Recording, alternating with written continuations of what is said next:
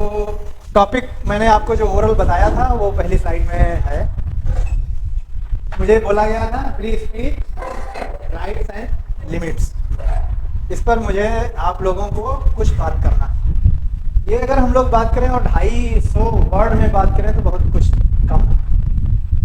तो इसमें बेसिकली हमारे लिए ये आता है वर्ड्स पर चलें कि इनका डेफिनेशन क्या हो सकता है, या फिर हम लोग इसको समझते क्या हैं। कोई ऐसी डेफिनेशन है, कोई ऐसी मीनिंग है जो यूनिवर्सली एक्सेप्टेड है या सारे लोग उसको मानते हैं।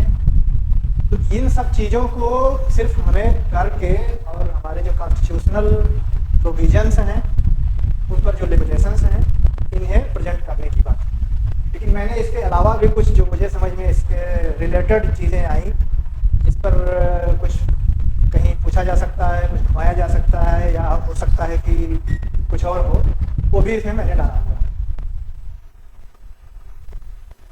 तो फ्री स्पीच में हमारे पास में 2 वर्ड है, एक फ्री है, दूसरा स्पीच। नज़र आ रहा है या मैं नीचे हो जाऊँ? नहीं, मेरे लिए कोई वो नहीं, मैं नीचे से हो जाऊँगा तो फिर तो सबसे पहले तो यही होता है कि स्पीच किसे कहते हैं। हिंदी में अगर हम लोग इसको बात करते हैं तो अभिव्यक्ति या वाक, 2 शब्द अलग अलग चलता है। वाक और अभिव्यक्ति हम लोगों का आर्टिकल 19 बात करता है। तो ये वही चीज़ है जो इंग्लिश में स्पीच की 2 मीनिंग मुझे समझ में आई, जो नॉर्मली अगर आप लेंगे तो वो ज़्यादातर लोग उस पर मानते हैं। एक एबिलिटी टू स्पीक, मतलब बोलने की क्षमता को हम लोग स्पीच कहते हैं। दूसरा चीज़ है अटरिंग वर्ड्स और आर्टिकुलेट साउंड्स टू कम्युनिकेट, किसी दूसरे व्यक्ति से या किसी समूह से बात करने के लिए शब्दों को कहना, ये हमारा स्पीच। कोई जरूरत नहीं ले लीजिएगा, उसमें हमको कुछ नहीं है ये यहाँ रहेगा, मतलब ये मेरा कोई कॉपीराइट का हिसाब नहीं है ठीक है ना, मुझे कुछ। तो बेसिक चीज जो हमारा है वो स्पीच का मतलब। दूसरा फिर फ्री स्पीच में क्या हो, इसलिए कि हमें पहुंचना है अपने टॉपिक। हमारा topic free speech.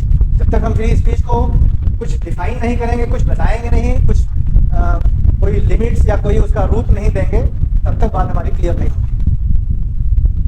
Free speech means to have the freedom to express oneself in any way that does not take away the rights of other people।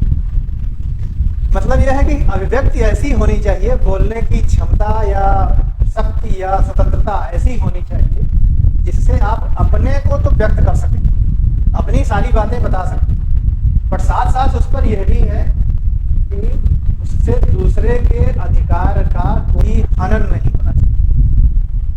नहीं लगा पता कि आप अपने मर्जी से जो आ रहा है सो बोलते चले जा रहे हैं और उससे किसी दूसरे का राइट वायलेट होता है। राइट में एक चीज एकदम क्लियर है, right is never absolute and never independent. कभी भी अधिकार स्वतंत्र नहीं हो सकता, वो किसी न किसी चीज पर डिपेंडेंट होता है। और हम लोगों के यहाँ जो रहता है राइट एंड ड्यूटी, ये 2 चीजें आपस में चलती हैं। तो अगर कॉन्स्टिट्यूशन की बात कीजिएगा तो इनिशियली जो कॉन्स्टिट्यूशन हम लोगों का बना था, जो डायरेक्टिव प्रिंसिपल्स ऑफ स्टेट है उसको छोड़ दीजिए, तो ड्यूटीज के बारे में कुछ खास या उसमें भी बहुत सी कम ड्यूटीज, सारी की सारी चीजें फंडामेंटल राइट्स पर कॉन्स्टिट्यूशन चलता है। तो अब सब लोग अपने अपने अगर अधिकार की बात सिर्फ करेंगे और किसी का कर्तव्य नहीं होगा, किसी की ड्यूटी नहीं होगी, तो होगा क्या? अल्टीमेटली अराजकता, एनार्की। घर में देखिए तो घर में क्या है, किसी का कोई अधिकार है तो किसी दूसरे का कर्तव्य। फादर मदर हो, बच्चे हों, कोई और हो। बच्चा भूखा है तो उसे खाना खाना अधिकार है उसका। तो जब छोटा बच्चा है तो उसको खिलाने का भी किसी का दायित्व है, कर्तव्य है। मदर, फादर, पेरेंट्स, गार्जियन जो भी लोग हैं, it is their duty to feed the child. बहुत सी इस तरह की जितनी चीजें आप कर सकते हैं वो हर चीजें एक दूसरे पर इंटरडिपेंडेंट है। हिंदी में अन्योन्याश्रित बोलते हैं, और आउट ऑफ वर्ड में होता है। तो ये चीज हम लोगों का है। एब्सोल्यूट राइट, क्या राइट्स हमारे एब्सोल्यूट होते हैं या एब्सोल्यूट नहीं होते? एब्सोल्यूट की मीनिंग जो होती है वो एक कंप्लीट होती है या टोटल होती है, मतलब पूर्ण, उसमें कोई कमी नहीं है, कोई डिफेक्ट नहीं।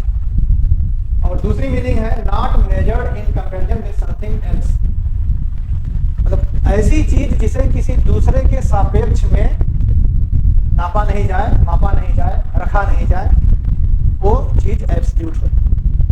तो उसके लिए दूसरा कोई पैमाना नहीं, वो अपने में खुद से अपना पैमाना। तो जब इस तरह की बात आती है तो वो एब्सोल्यूट के बारे में बात। राइट जो है power or privilege held by general public, एक मीनिंग ये होती है। अधिकार किसे कहते हैं? जनरल पब्लिक में एनीवन, कोई भी हो गया, उसके पास में जो कोई भी शक्ति है, ताकत है, या उसे कोई विशेषाधिकार। विशेषाधिकार प्रिविलेज का हिंदी होता है, उसमें अब अधिकार जुड़ा हुआ है।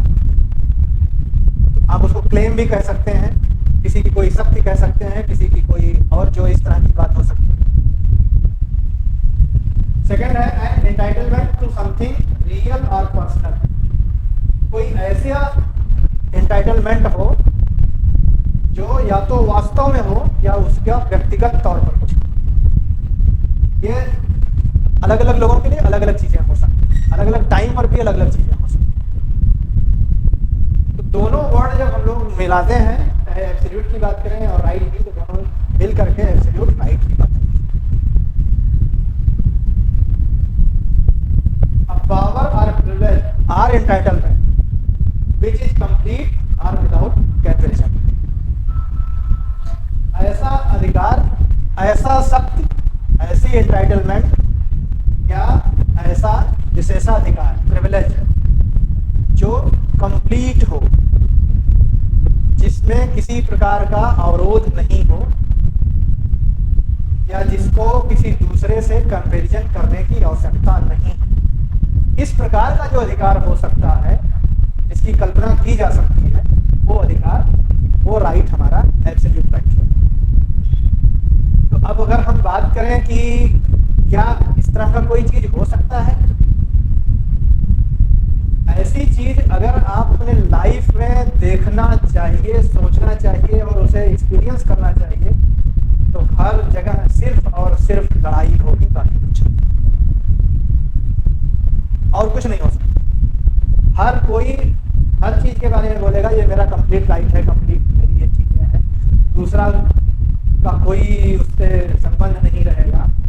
तो जब दो लोग आएंगे तो कहीं ना कहीं दो लोगों की बाउंड्री बगल में रहेगी, और जहां बाउंड्री आएगी तो बाउंड्री कितनी भी थिन आप करिए, इमेजिन कर सकते हैं कि वो जैसे हम लोग मेजरमेंट करते हैं, मीटर से घटते घटते सेंटीमीटर आता, सेंटीमीटर से मिलीमीटर, मिलीमीटर से नैनोमीटर, माइक्रोमीटर, और जो भी उस तरह की चीजें कंपैरिजन कर सकते हैं, तो थ्योरेटिकली कहीं न कहीं लड़ाई शुरू हो जाएगी, कितना भी छोटा कुछ। इस कारण से कोई भी राइट कहीं पर भी एब्सोल्यूट नहीं। अगर आप लोग अमेरिकन कॉन्स्टिट्यूशन के बारे में कुछ पढ़ेंगे या उसके बारे में थोड़ा सुनेंगे, जानेंगे, तो वहाँ पर जो राइट्स दिए गए थे वो राइट्स कंप्लीट एब्सोल्यूट तो नहीं थे, बट मोर और लेस सेम नेचर के थे, और शुरुआत में लोगों ने उसी तरह से उसे व्यवहार करने की कोशिश की। तो फिर उनके यहाँ समस्या आई, और जब उनके यहाँ वो समस्या आनी शुरू हुई तो लोग, इसके राइट को वायलेट होगा, वो अल्टीमेटली जाएगा कहाँ? किसी न किसी कोर्ट में जाएगा, किसी न किसी अथॉरिटी के पास जाएगा कि हमारे राइट का इन्फोर्समेंट कराइए, लागू कराइए हमारा राइट। तो वहाँ भी मामला बढ़ते बढ़ते वो सुप्रीम कोर्ट तक पहुँचा। सुप्रीम कोर्ट ने उन केसेस को देखने सुनने के दौरान जो आर्गूमेंट्स हर तरफ से हुए, दोनों तरफ जो भी स्टेट से भी हुआ, अल्टीमेटली वहाँ यही हुआ, ये एब्सोल्यूट राइट नहीं हो सकता है, आपको उस पर कुछ ना कुछ लिमिटेशंस जरूर लगेंगे। तो हम लोगों का जो कॉन्स्टिट्यूशन बना, उसके लिए जो कॉन्स्टिट्यूएंट असेंबली बनी और जो उस समय के लीडर्स थे, वो सारे लोगों ने पूरे विश्व में उस समय तक जितने रिटन अनरिटन कॉन्स्टिट्यूशन या प्रैक्टिसेस थे, उन सबका अध्ययन करके बनाया। और इसलिए हम लोगों के यहाँ फंडामेंटल राइट्स जरूर दिए गए हैं, बट कोई फंडामेंटल राइट ऐसा नहीं है जिसमें एक्सेप्शन नहीं हो या जिस पर लिमिटेशन नहीं।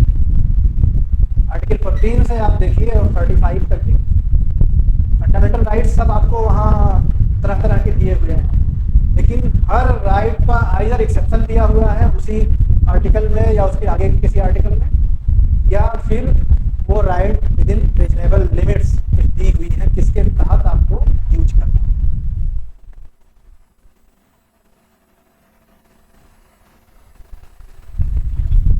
अब फ्री स्पीच को बेसिकली अगर आप गूगल पर खोजिएगा या बाकी लोगों से बोलिएगा, देखिएगा, सुनिएगा, तो सभी लोग इसे फ्रीडम ऑफ स्पीच से कहते हैं। हम लोगों के जो कॉन्स्टिट्यूशन में है वो फ्रीडम ऑफ स्पीच की वर्ड यूज होता है। जनरल ये कॉमन बोलचाल की भाषा है जो अपने यहाँ कॉन्स्टिट्यूशन में नहीं है, वो free speech. Freedom of speech हमारे यहाँ इंडिया में कॉन्स्टिट्यूशन के आर्टिकल 91A में गारंटी सीमित किया हुआ, और ये राइट सिर्फ और सिर्फ इंडियन सिटीजन को अलाउड है। अब इस चीज और सिटीजन्स का धीरे धीरे बाद में और चीज़ें हुई हैं development by the judgements of the court. Corporations जो इनकॉर्पोरेटेड बॉडी होती है उनको भी लीगल राइट्स करके ये देते हैं, खासतौर से प्रेस और मीडिया से रिलेटेड जो चीज़ें हैं उनको मिला हुआ है। पर अगर हम लोग अपने कॉन्स्टिट्यूशन की बात करें, it talks of only about citizens.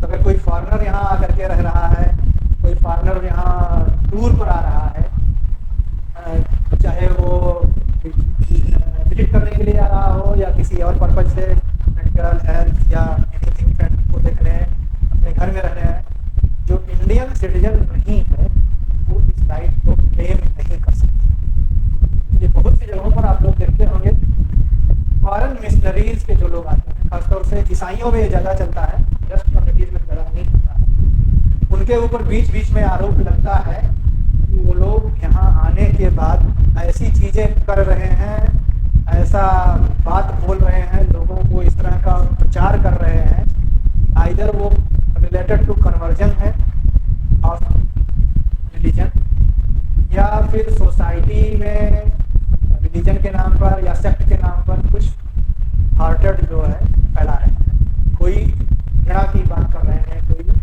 भेद की बात कर रहे हैं, विद्वेष की बात कर रहे हैं। ये चीज़ें बीच बीच में आप लोगों को अखबारों में मिलती रही,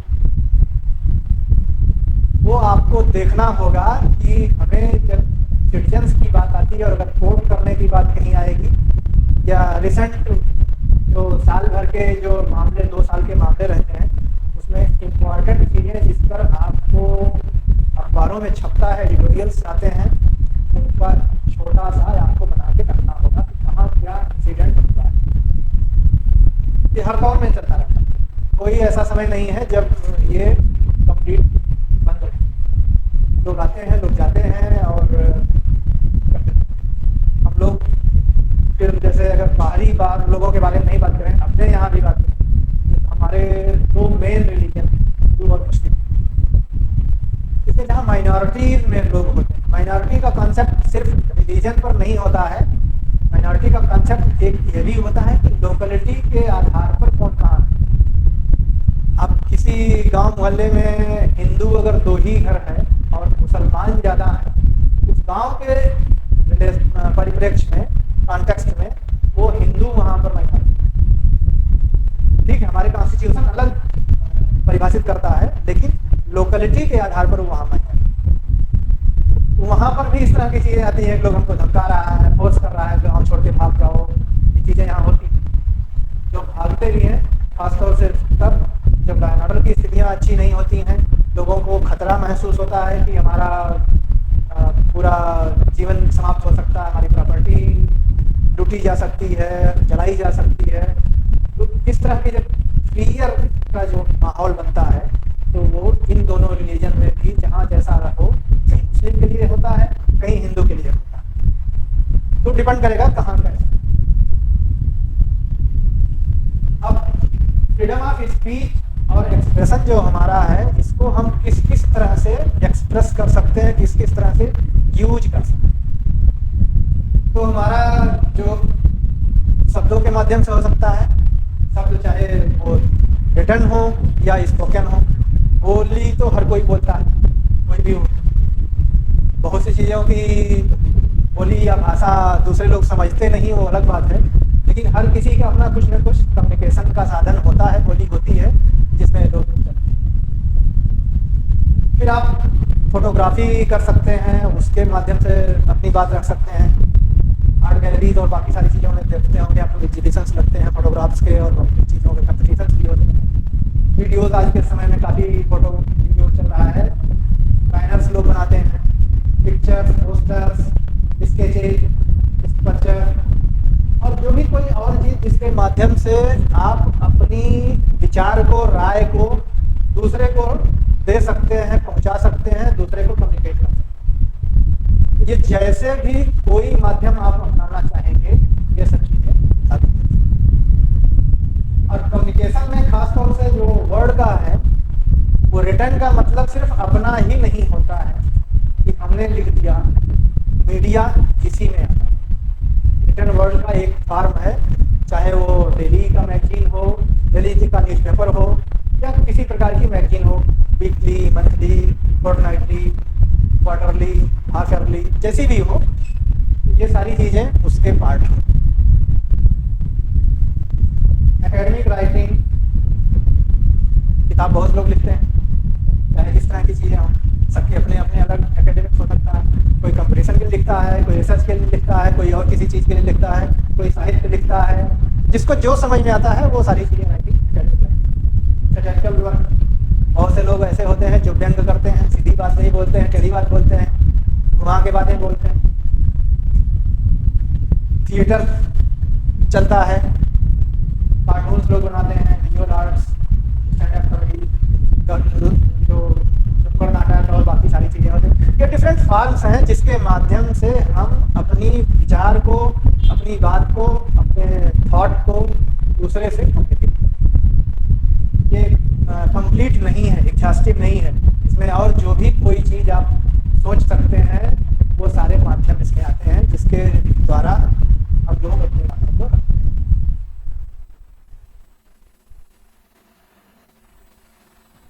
अब मैं पहले लिमिट्स पर ही आ रहा हूँ, इसलिए कि जो हमारा टॉपिक है और जो लिखने की चीज़ें हैं, डायरेक्ट अगर वो उस तरह के सवाल आएंगे तो 200-250 शब्दों में बहुत ज़्यादा लिखने की जरूरत नहीं। पीछे में हम लोगों ने जो बात किया तो उसमें बताया कि राइट, चाहे हम लोगों के यहाँ की बात हो, चाहे फॉरेन में किसी कंट्री की बात हो, एब्सोल्यूट नहीं होता है। तो अपने यहाँ भी जो कॉन्स्टिट्यूशन में दिया गया है 19(1)A में, वो एब्सोल्यूट नहीं है और वो रीजनेबल रिस्ट्रिक्शंस के साथ ही यूज किया जा सकता है। रीजनेबल रिस्ट्रिक्शंस जो हम लोगों के यहाँ दिए गए हैं, तो सेम आर्टिकल में, आर्टिकल 19(2) में दिए गए हैं और ये डिफरेंट ग्राउंड्स हैं। इन ग्राउंड्स के आधार पर कॉन्स्टिट्यूशन लागू होने के समय जितने कानून थे वो लागू रह सकते हैं या सरकारें आज भी कानून बना सकती हैं। एक हमारा है इंडियाज सॉवरेनिटी एंड इंटीग्रिटी, या sovereignty and integrity of India. तो देश की एकता और अखंडता सबसे महत्वपूर्ण चीज। अगर देश एक नहीं रहेगा, हर कोई बात करेगा तोड़ने का, तो वो स्पीच में नहीं आएगा, फ्री स्पीच या फ्रीडम ऑफ स्पीच में नहीं आएगा। जैसे आप लोग देखते होंगे कि जब किसी का डिमांड होता है, हमारा जिला बना दीजिए, हमारा ब्लॉक बना दीजिए, हमारा राज्य बना दीजिए, जब तक ये पीसफुल है तब तक तो सरकार कुछ नहीं करती।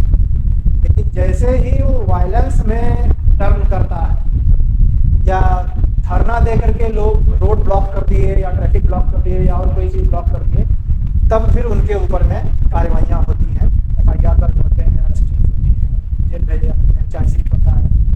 तो ये इसी कारण से state of security of state, ये ऐसी चीज़ है और जो बाद में एक पब्लिक ऑर्डर, ये दोनों चीज़ें जो हैं वो आपस में कनेक्टेड है। और हमारा जो लॉ एंड ऑर्डर का मामला है, हर कोई नॉर्मल जो बात करता है वो लॉ एंड ऑर्डर की बात करता है, लेकिन लॉ एंड ऑर्डर और इन दोनों में अंतर है। Law and order general term, रोज की स्थिति की बात है। और नॉर्मली उसमें ये माना जाता है कि लॉ एंड ऑर्डर की अगर सिचुएशन हुई, ज़्यादातर लोग नहीं अफेक्टेड होंगे, गिने चुने लोग होंगे या कुछ छोटा सा क्षेत्र, कोई लिमिटेड एरिया अफेक्टेड होगा, वो लॉ एंड ऑर्डर का। उससे जब ज़्यादा सिचुएशन ग्रेव होती है, खतरनाक होती है, तब वो पब्लिक ऑर्डर। और सबसे सीरियस सिचुएशन जब आती है तब वो सिक्योरिटी ऑफ स्टेट। इस तीन चीज़ों को आप लॉ एंड ऑर्डर की समस्या, ऐसे हम चल रहे हैं, आप चल रहे हैं, सब चीज़ मतलब लॉ एंड ऑर्डर ठीक है।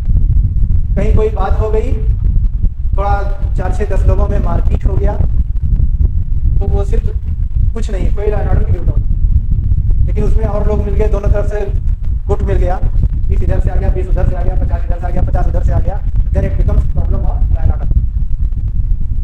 और वो अगर पूरा का पूरा मोहल्ला या पूरा एरिया कुछ में फैल गया, देन पब्लिक ऑर्डर।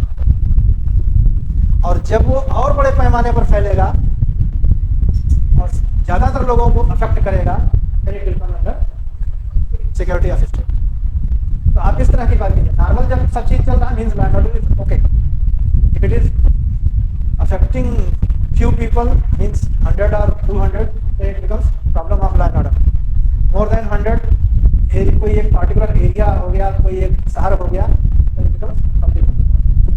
And पूरे ही स्टेट की बात कीजिए या और बाकी सारे लोगों की, मतलब मोस्टली आप more than 50% ऑफ स्टेट की बात कीजिए, अफेक्ट करता है, then it becomes।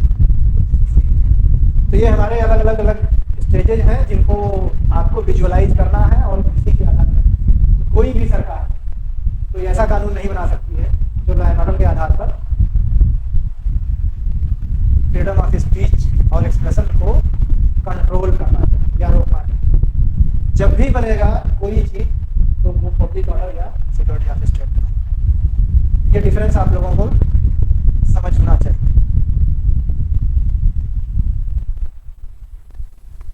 फ्रेंडली बन गया भाई, कैसे ही गोला टाइप का फ्रेंडली रिलेशंस, तो फिर ये ठीक जाएगा।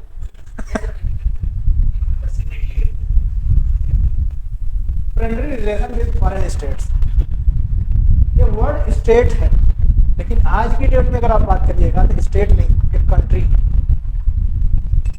ऐसी कंट्री जिनसे हमारा फ्रेंडली संबंध है, अच्छा संबंध है, उसको अगर असर करने वाली कोई बात करता है तो उसके आधार पर फ्रीडम ऑफ स्पीच पर रोक लगाया जा सकता है।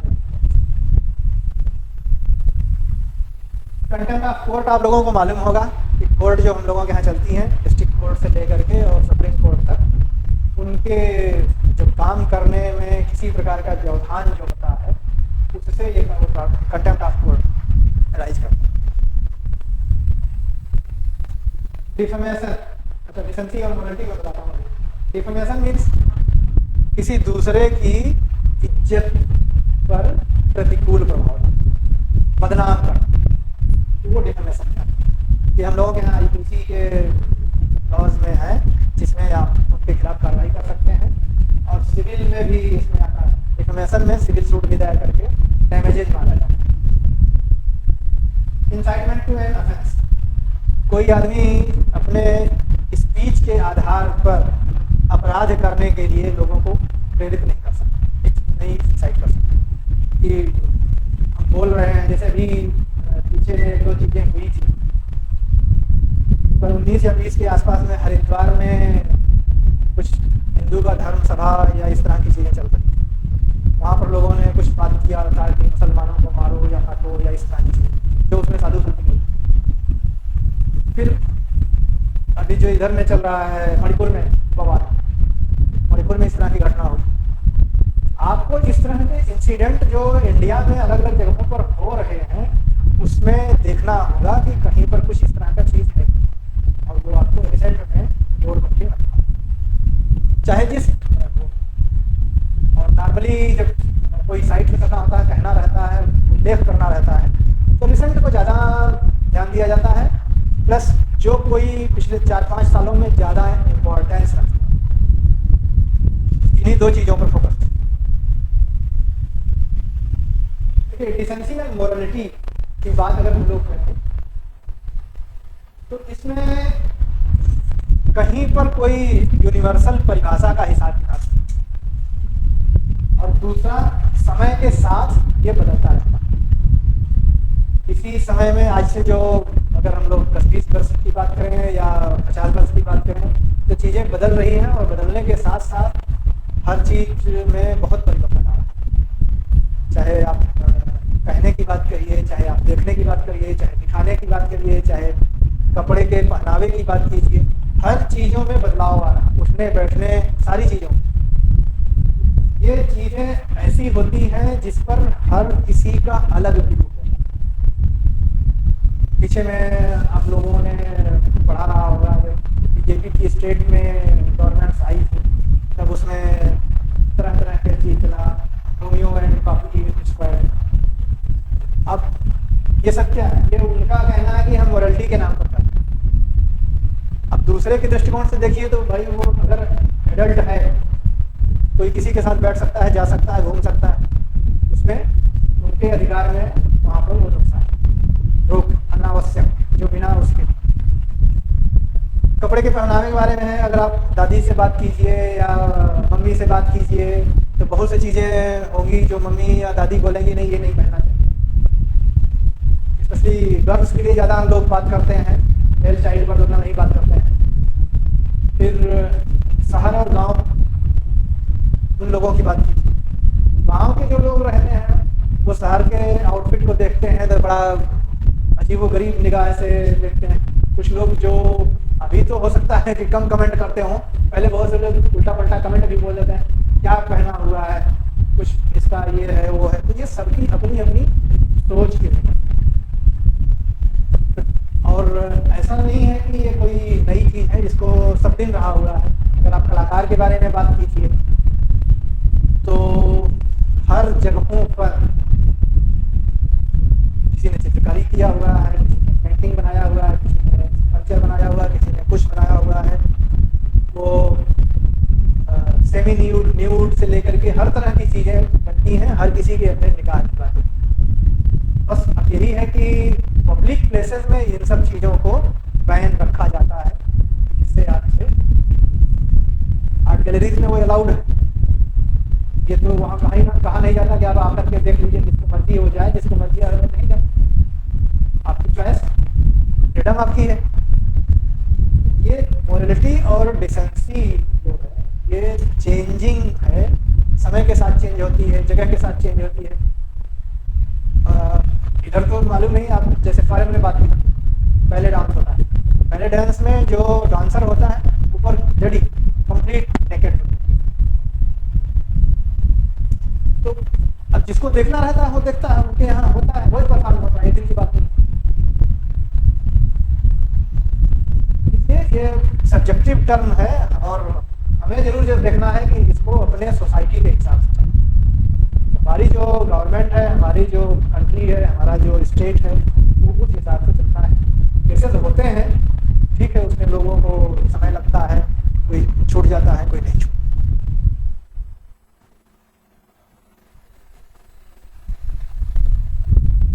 अब फ्रीडम ऑफ स्पीच में क्या क्या चीज़ें आ सकती हैं, कौन कौन सी चीज़ें हम लोग कर सकते हैं या किसको कोर्ट के द्वारा मान्यता दी जाती है। ये भी कंप्लीट एग्जॉस्टिव लिस्ट नहीं है, ये सिर्फ इंडिकेटिव है, मतलब कुछ कुछ चीज़ें हैं, इसके अलावा और बहुत सी चीज़ें आपको मिलती रहती हैं, अखबार में आपको देखते रहना है।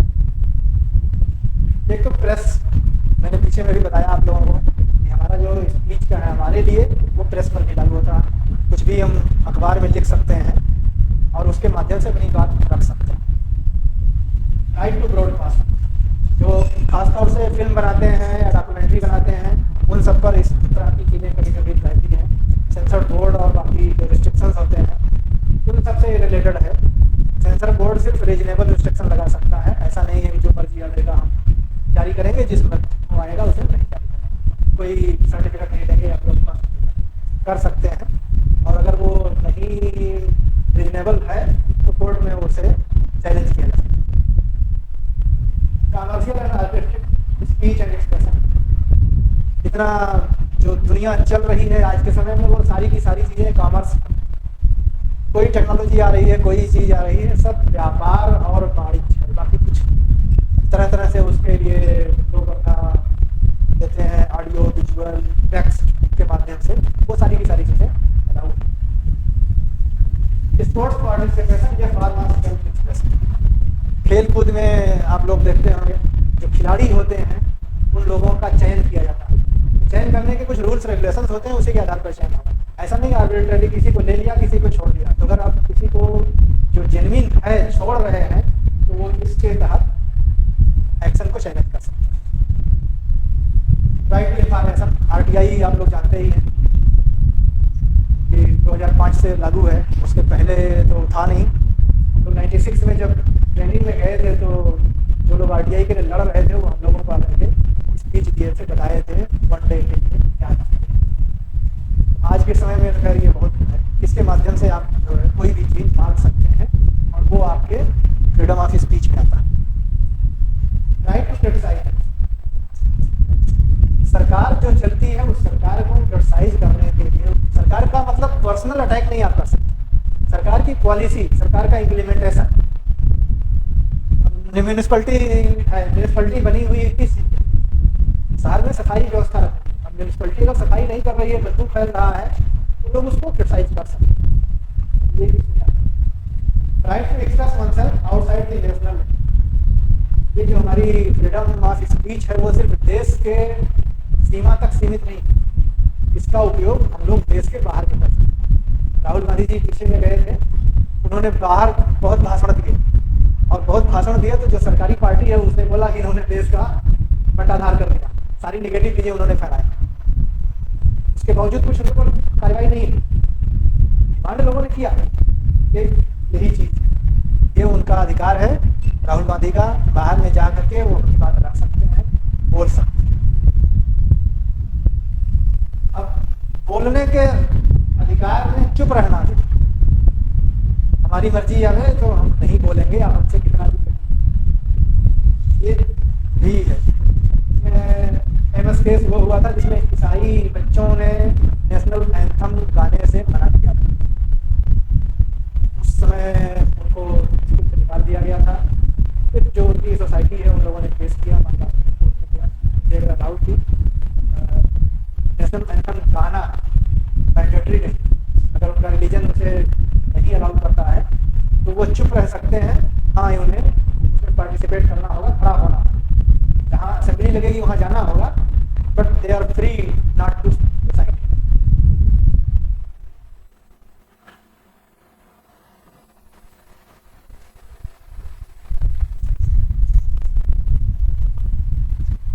इंटरनेट ऑनलाइन, देखिए अनुराधा भसीन का केस हुआ था, इन्होंने चैलेंज किया था। जम्मू कश्मीर की सिचुएशन काफ़ी गड़बड़ चलती थी, आए दिन होता था।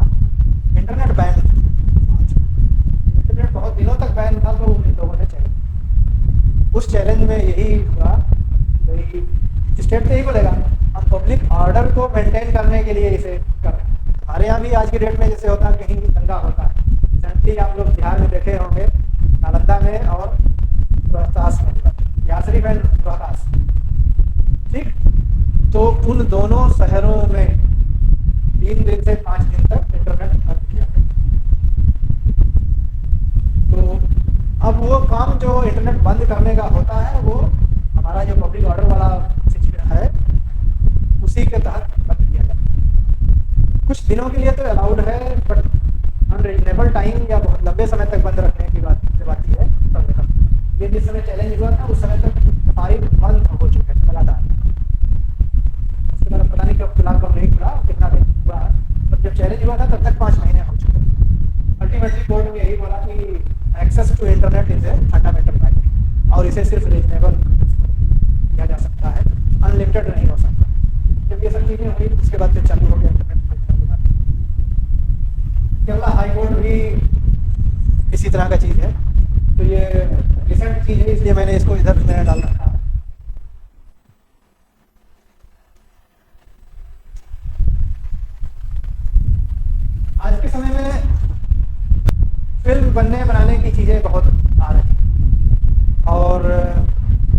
माध्यम है एक्सप्रेस करने का या अपने विचार को रखने का, और उसी के आधार पर जो सेंसर बोर्ड होता है वो सर्टिफिकेट देता है, यू देता है, ए देता है या यू ए देता है, डिपेंड करता है कि क्या कंटेंट।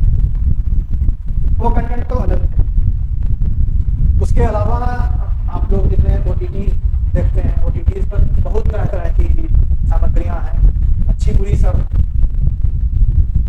फिर पोर्न साइट्स भी बाहर में इंटरनेट में बहुत चलते हैं, अपने यहाँ के लोगों ने बैन करने के लिए चाइल्ड पोर्न साइट पर खासतौर से किया मैसेज। बट जो हब होता है ISP, वो इंडिया में कहीं नहीं। ISP जब नहीं है, जिस कारण से वो मुंह टाल करके कहीं कहीं पे आता रहता है, चलता रहता है, ये कंट्रोल करना संभव नहीं है अभी की टेक्नोलॉजी। अब जो उस चीज पर दिखाया जाता है, इस पर फिर वही अलग अलग राय है कि भाई आपको क्या दिखाना चाहिए, क्या नहीं दिखाना चाहिए। कोई बोलेगा कि नहीं दिखाना चाहिए, कोई बोलेगा नहीं दिखाना चाहिए। तो कोई जो लाइन है, लक्ष्मण रेखा, वो ऐसी नहीं हो सकती है जिस पर सारे लोग सहमत हों, या यहाँ के लोग सहमत हो, बिहार के लोग नहीं सहमत होंगे, मुंबई वाला सहमत रहेगा। मुंबई की जो सोसाइटी है, मुंबई का जो आदमी है और बिहार में पटना का जो आदमी है, दोनों में डिफरेंस है। दोनों के सोच में, दोनों के रहने सहने में, दोनों के पहनावे में। इसी तरह से अगर आप यहाँ पटना में हैं, पटना के लोगों की सोच और पूर्णिया के लोगों की सोच, दोनों में डिफरेंस है। इस कारण से ये चीज़ें डिबेटेबल है, इसमें कभी भी आप कोई फर्म व्यू नहीं दे सकते हैं। आपको कभी भी ये नहीं बोला जाता कि आप डिलेमा में रहिए। जैसे इंटरव्यू के लेवल पर जब बात आती है तो आपको अपनी राय रखनी होगी। क्वेश्चन में भी जब आपको इस तरह की बात आएगी तो अल्टीमेटली आपको एक लेना होगा। जो कुछ भी राय लीजिए उसमें आपको दिखाना होगा कि भाई इससे हमारे क्या होगा।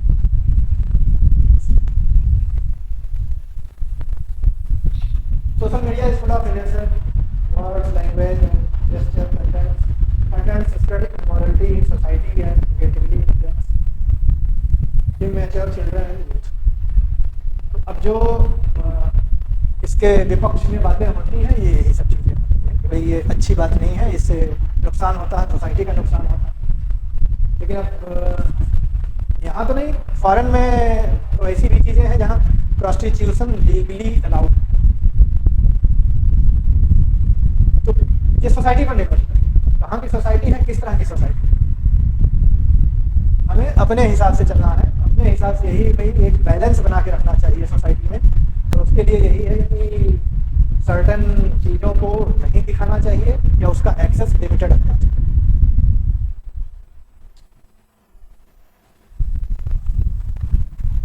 फेक न्यूज, इस सब पर बहुत सी चीज़ें चलती हैं।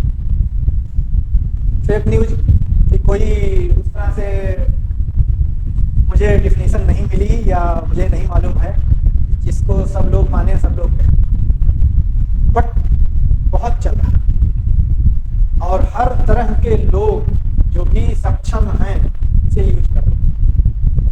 हम लोग बच्चों को भी देखते हैं, फोटोशॉप लगाया, इधर का काम उधर काटा पीटा, फिर भेज दिया कुछ परेशान करने के लिए लोग।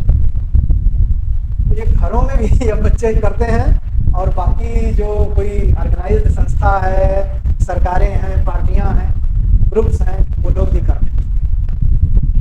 तो इससे जिसका जो इंटेंट है वो तो अपना कर लेता है, लेकिन इंडिविजुअल को या सोसाइटी को लॉस होता है।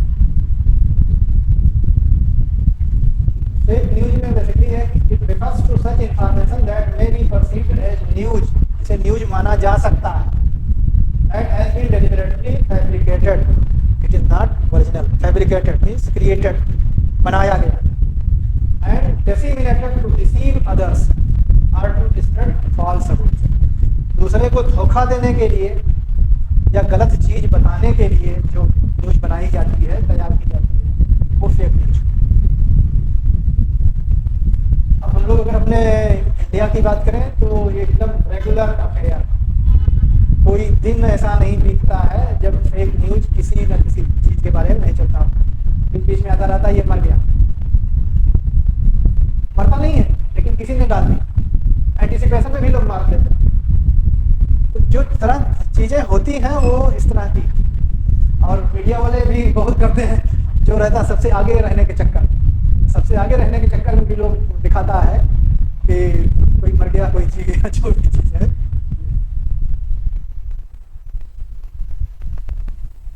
It is created to influence people's views, push a political agenda, or cause confusion and further profitable business for online services. ये कुछ चीज़ें हैं क्यों की जाती हैं, वो राजनीति वाले लोग हैं तो उनको अपना पॉलिटिकल एजेंडा जो होता है वो फैलाना है। कोई इन्फ्लुएंसर है या उस तरह का आदमी है तो वो अपनी धारणा, अपनी बात, अपनी विचार को फैलाना चाहता है। कोई लोग ऐसे होते हैं नहीं, कुछ कन्वर्ट किया जाए, सब सही चलने से ठीक नहीं है, तो कन्फ्यूजन तैयार करता है। और कोई ऐसा होता है जो प्रॉफिटेबल बिजनेस है, खासतौर से आप फिल्मों को देखिए, फिल्म में रिलीज होने के पहले कुछ न कुछ कंट्रोवर्सी जरूर फैलाई गई, वो सिर्फ इसी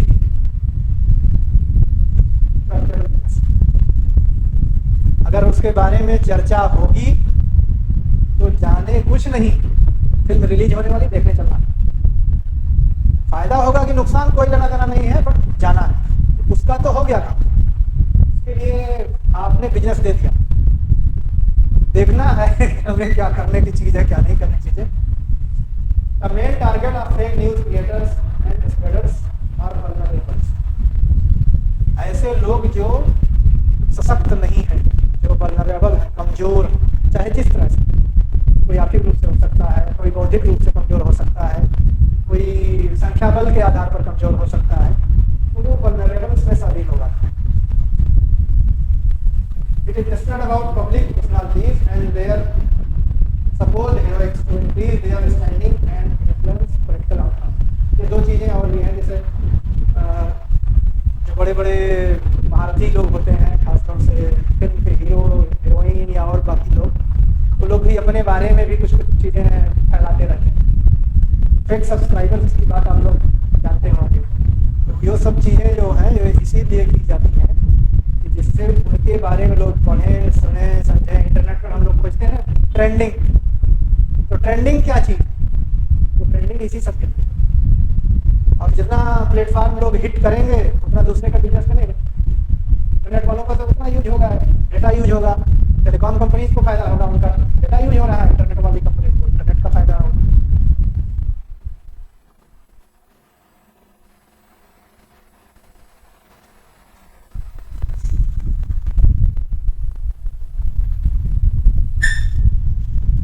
अब इससे जैसे बहुत बार ऐसी चीज़ें होती हैं, जब गलत चीज़ें सोसाइटी में फैलती हैं या फैलाई जाती हैं, तो आपस में, जातियों में या धर्मों में तनाव पैदा होता है, या किसी खास आदमी को अगर टारगेट किया जाता है तो उसके प्रति लोगों में घृणा पैदा होती है, द्वेष पैदा होता है। उन सब से फिर आगे अगर और बात बढ़ गई, मारपीट हो सकती है, किसी की जान भी जा सकती है, और दो समूह अगर लड़ गए तो दंगा फसाद भी हो सकता है। ये बेसिकली निगेटिव एस्पेक्ट इसका फेक न्यूज़ में। Spreading fake news targeting credibility and reputation of अगर वो किसी खास आदमी के लिए या किसी समूह के लिए है तो उसकी वो क्रेडिबिलिटी को नुकसान पहुंचाता है, और उसका जो रेपुटेशन है, इज्जत है, वो खत्म होती है। हम लोग इसको नॉर्मली जब डील करने की बात आती है कि फेक न्यूज़ को कहाँ डील किया जा सकता है, तो आज के समय में जो भी है, तो बेसिकली ये तो IPC में 505 चलता है, और IT एक्ट में सेक्शन 63 और 69, इन दो जगहों पर केस मुकदमे होते हैं, और उसके आधार पर कर लेते हैं। और जब दंगा फसाद हो गया तब तो बाकी और सारी चीज़ें आएंगी। ये सिर्फ तब आता है जब न्यूज़ चल रहा है। The current response to fake news primarily revolves around three things। तीन चीज़ों के आधार पर रेबटल मतलब खंडन कीजिए, ये चीज़ गलत है, सही नहीं है, सही चीज़ कुछ और है, तो ऑफिशियल वेबसाइट से सबको करना होगा, या कोई ट्विटर और फेसबुक या जो भी है उसका हैंडल है वहाँ से करना होगा। Removal of fake news item बहुत डिफिकल्ट चीज़ है, कभी भी सारी की सारी नहीं रिमूव हो सकती है, कहीं ना कहीं से। एंड एजुकेटिंग पब्लिक, ये भी लॉन्ग टर्म कुछ पढ़ाइएगा, कल वो दूसरी चीज़ करते हैं। जितनी बुद्धि हम लोग किसी को जागरूक करने में लगाएंगे, उतनी बुद्धि वो भी उसको अगले स्टेप पर लगाता है। ये बेसिकली चूहे बिल्ली का गेम ये चलता रहेगा। बस खाली किसी चीज़ को देख करके इमीडिएटली विश्वास करने की ज़रूरत नहीं होती है, उसको किसी न किसी और चीज़ से फैक्ट चेक या जो भी चीज़ होता है उससे करते हैं।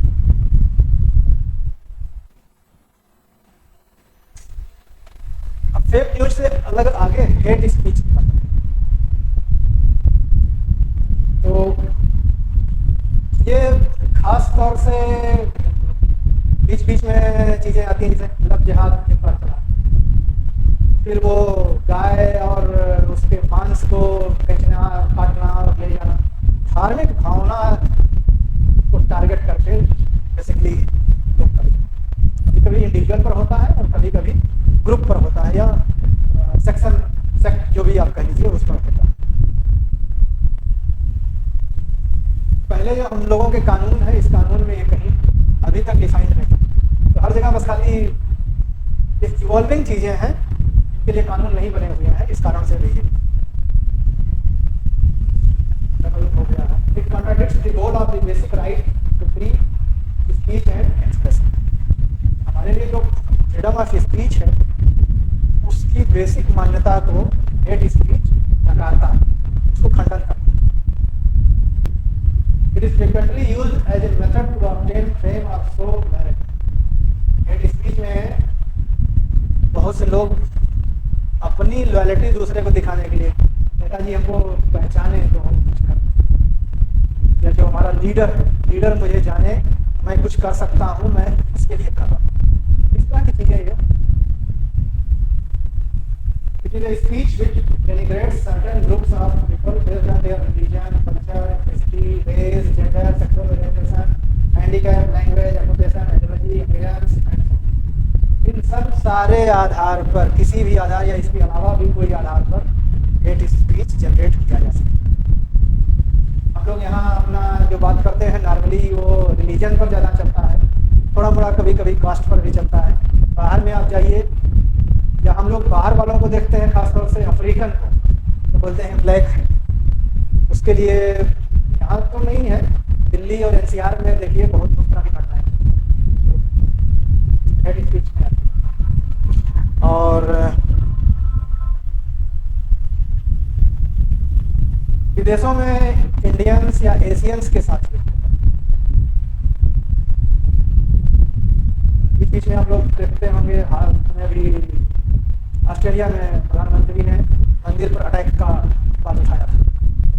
वहाँ हिंदूज के जो मंदिर हैं पर वहाँ के लोगों ने अटैक किया, तो रेशियल रिलीजन बेस्ड, गोरा काला हर जगह चलता है, ये रिलेटिव टर्म है गोरा काला।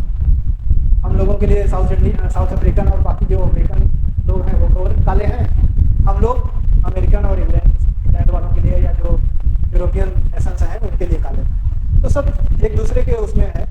तो उसी तरह से वो होता है, और नहीं कुछ। तो आप विदेशों में जाइएगा, देखिएगा, खासतौर से लेट इवनिंग में जब लोग जाते हैं, पर्स छीन लिया, घड़ी छीन लिया, जितने और कोई ऑर्नामेंट्स हैं ये छीन लिए, या दो चार हाथ मार दिया, आपने रजिस्ट किया तो चाकू मार देगा, गोली मार देगा, जो भी इस तरह की चीज़ें होती हैं वो, ये सब चीज़ें बेसिकली किसी के एक जरूर रहता है कि इनके कारण से हमारा एम्प्लॉयमेंट छीन रहा है या हमारी और बाकी चीज़ें होती हैं, लेकिन मेन चीज़ जो रहती है वो हेट स्पीच है।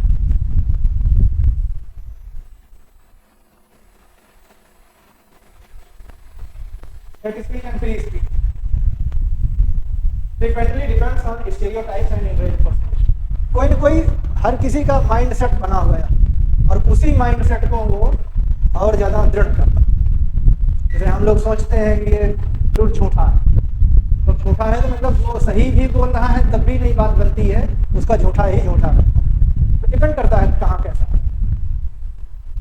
Hate speech has been known to be utilised after elections to promote anti minority sentiment and it frequently associated with politics of violence and.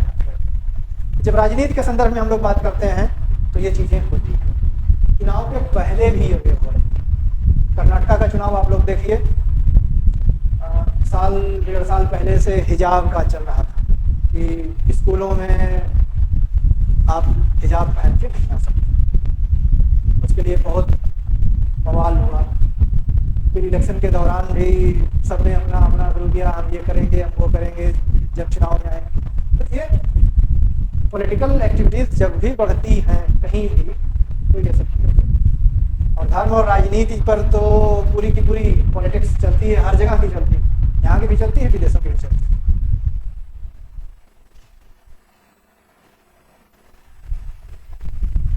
Hate speech control करने के लिए जो हम लोगों के कानून दिए गए हैं, वो बेसिकली जब हम अगर बात करें सिर्फ ओरल या return, not in mobile and computer, तब ये सब कानून लागू होते हैं। आईपीसी के सारे सेक्शंस हैं। और जब आप इलेक्ट्रॉनिक मीडिया में आ जाइएगा तो आईटी एक्ट का जो धारा पीछे मैंने दिखाया था, वो भी इस पर लागू हो जाएगा कि आप मोबाइल पे मोबाइल भेज रहे हैं या किसी और मामले से इंक्रिप्टेड या बिना इंक्रिप्टेड, चाहे जिस तरह का रहेगा, तो कानून में यही कार्रवाई होगी। ये सब चीज़ें बहुत कठोर धाराएं नहीं, लेकिन इनका यूज किया जाए प्रॉपर और भेदभाव जब नहीं रहे तब तो काम हो सकता है। लेकिन वो हम लोगों के यहाँ होता नहीं। हम लोगों के यहाँ सब चीज़ें हैं। जैसे पुलिस की बात कीजिए, मैं पुलिस में हूँ, आप लोगों को बता रहा हूँ, हम लोगों की संख्या बहुत कम होती है। 12.5 करोड़ बिहार की आबादी है और उसमें अब हमारा संख्या 1 लाख है। कितने लोगों को क्या? फिर आदमी के माइंडसेट पर होता है, हमें कानून का पालन करना है कि नहीं पालन करना। जहाँ कानून का उल्लंघन करने की मानसिकता ज़्यादा हो, वहाँ और कठिन होता है। फिर इंटरफेरेंस, पैरवी, ये सारी चीज़ें हर जगह रहती हैं। कोई ऐसी जगह नहीं है जहाँ ये सब नहीं होता, सब जगह होता है। कम ज़्यादा का सवाल जरूर होता है। ये कानून है जिनके आधार पर